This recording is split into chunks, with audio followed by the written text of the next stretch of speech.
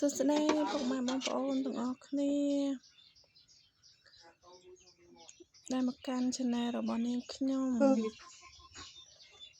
អរគុណច្រើនពុកម៉ែបងប្អូនដែលតែងតែតាមដានវីដេអូរបស់នាងខ្ញុំនៅក្នុងថ្ងៃនេះដែរនាងខ្ញុំមកប្រាប់ពីរបៀបឆាម្សៅជាមួយសាច់ជ្រូកចិញ្ច្រាំឲ្យមានរសជាតិឈ្ងុយឆ្ងាញ់មុនដំបូងយើងអញ្ច្រាំសាច់ជ្រូកឲ្យរាងម៉ត់បន្តិចណាបងប្អូនតោះមកនាងខ្ញុំយកសាច់ជ្រូកយើងច្រាំហើយយកទៅប្រឡាក់ជាមួយប៊ីចេងទឹកត្រីស្ករបងប្អូនយើងច្បល់ឲ្យចូលជាតិគ្នាមក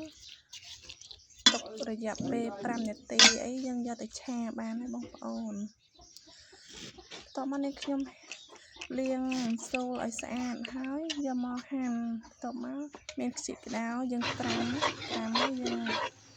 យកមកហាន់ហើយយើងកំប៉ុងកន្ទឹមឲ្យឈ្ងុយហើយយើងចាក់សាច់ជ្រូកចូលបងប្អូនយើងកូរច្បល់មកឲ្យចូលជាតិជាមួយខ្ទឹមហើយនិងសាច់ជ្រូកយើងណាឲ្យឈ្ងុយមកបងប្អូនសាច់ជ្រូកយើងហើយខ្ទឹមយើងចូលជាតិល្អហើយយើងចាក់ការ៉ុតចូលយើងច្បល់ជាមួយសាច់ជ្រូកហើយការ៉ុតយើងឲ្យចូលជាតិគ្នាមកបងប្អូនឥឡូវចូលជាតិហើយយើងចាក់ជីកក្តៅចូលយើងច្បល់ឲ្យចូលជាតិគ្នាមកឲ្យបន្លែយើងហើយសាច់ជ្រូកនឹងឲ្យចូលជាតិគ្នាមើលទៅសាច់ជ្រូកបន្លែយើងឆ្អិនហើយតោះមកយើងចាក់អង្សូវចូលបងប្អូនអាកន្លែងចាក់អង្សូវហ្នឹងពុកម៉ែបងប្អូនបន្ថយភ្លើង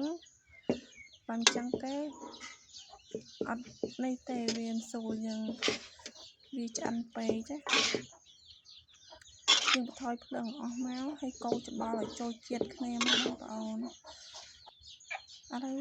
ឆាម្សៅយើងឆ្អិនហើយបងម៉ែបងប្អូនមើលទៅតំណង